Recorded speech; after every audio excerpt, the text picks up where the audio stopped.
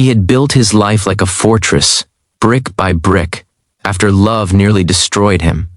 Every morning he packed his daughter's lunch, tied her shoes, and walked her to the bus with a smile that hid old scars. He told himself he didn't need anything more than her. Love, romance, hope, those were chapters he had closed for good. But sometimes, kindness has a way of knocking on the door when you least expect it, often through the smallest hands holding the biggest hearts. Before we begin, if you enjoy emotional, inspiring stories like this one, make sure to subscribe, like this video, and share your thoughts in the comments. It really helps the channel grow. You're watching Your Channel Name, where stories of kindness and humanity come to life. Mark Harris was 38 when he decided he would never love again. 5 years earlier, his wife, Emily, had passed away after a sudden illness. 1 month she was laughing in their kitchen, the next she was gone. Mark was left standing in the silence with their 4-year-old daughter, Lily, holding his hand and asking when Mommy was coming home. That question haunted him for years. Mark didn't fall apart outwardly.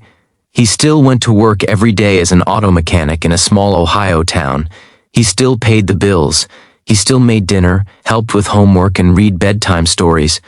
But inside, something had shut down. Loving again felt like a risk he couldn't take. He had already lost too much. Lily became his whole world. She was 9 now, bright-eyed, curious, and endlessly kind.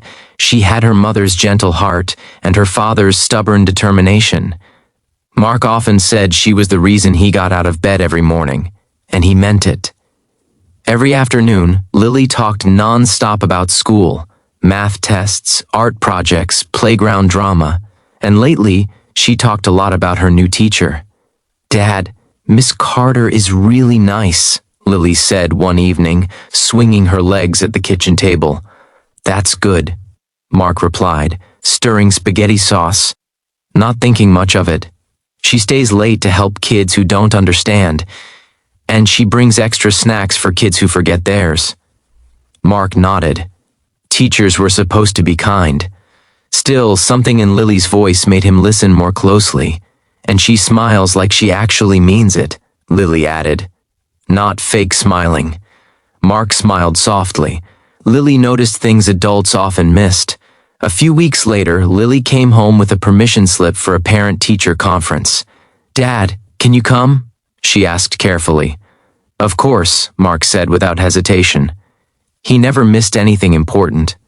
The day of the conference, Mark arrived straight from work, grease stains still on his hands no matter how hard he scrubbed.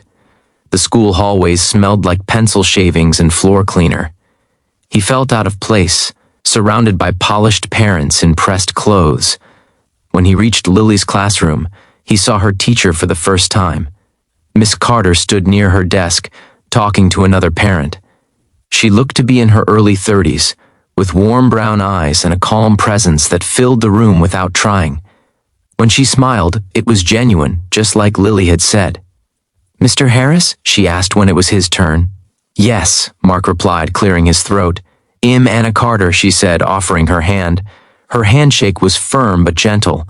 They talked about Lily's progress, how she was bright, creative, and always willing to help other students. Anna spoke about Lily with such care, as if she truly saw her, not just as another name on a roster. "You're doing a wonderful job with her," Anna said sincerely. Mark blinked, caught off guard. Compliments were rare in his world. "Thank you," he said quietly. As he left, Lily ran up and hugged Anna before grabbing her dad's hand.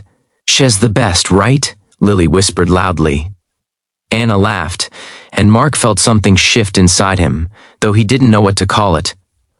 Over the next few months, Mark saw Anna more often. School events, fundraisers, slushy encounters during pickup. They exchanged polite hellos, nothing more. Then winter came, and with it, a bad flu. Mark tried to push through it, but one morning he collapsed in the kitchen. Lily found him on the floor, pale and shaking. She remembered what her dad had taught her about emergencies and called 911. At the hospital, doctors said Mark was severely dehydrated and needed rest. He would be fine, but he couldn't go home that night. Lily was scared. She sat in the hospital chair, clutching her backpack, unsure what to do. That's when Anna appeared. She had been called by the school when Lily didn't show up. Instead of waiting, she drove straight to the hospital. "I'm here," Anna said softly, kneeling in front of Lily. Mark woke up later to see Anna sitting beside his daughter, reading her a book. "You didn't have to do this," Mark said weakly. "I wanted to." Anna replied simply. She stayed until Mark was discharged. She brought Lily extra clothes. She made sure they had groceries waiting at home. She checked in every day that week, not as a teacher, but as a human being who cared. That kindness broke something open in Mark. He wasn't ready for love. He knew that. But he couldn't deny the warmth he felt when Anna smiled at him, or the peace he felt knowing someone else cared about Lily.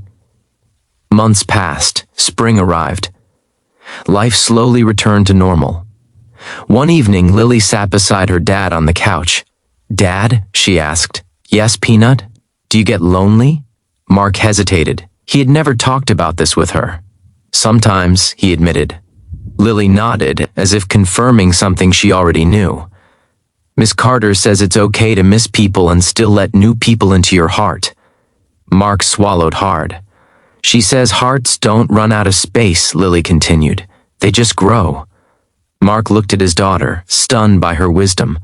The next day, Lily handed Anna a crayon drawing.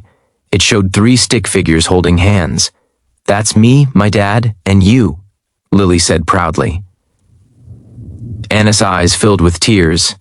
That was the beginning. Mark and Anna started with coffee, then walks, then long talks about grief, fear, and hope. Anna had lost her father young. She understood pain. She never rushed Mark, never asked him to be more than he was ready to be. Her kindness was patient, steady, unconditional. Slowly, Mark realized he wasn't betraying Emily by feeling again. He was honoring the life they had built by continuing to live fully. One summer evening, Mark watched Lily laughing with Anna in the backyard, fireflies blinking around them. His heart felt full in a way he thought was impossible. He walked over and joined them. Lily smiled up at him and said, "See, Dad, I told you kindness changes everything." Years later, Mark would tell people that love didn't return to his life with fireworks or grand gestures. It came quietly, through kindness, through a teacher who stayed late, through a woman who showed up, through a little girl who believed hearts could grow. And that's the truth. Kindness doesn't always change the world in loud ways. Sometimes it changes one family, one heart, one life at a time. So if you're watching this and carrying your own pain, remember this story. You never know who your kindness might heal, or who might heal you in return. Let's choose kindness. Every day.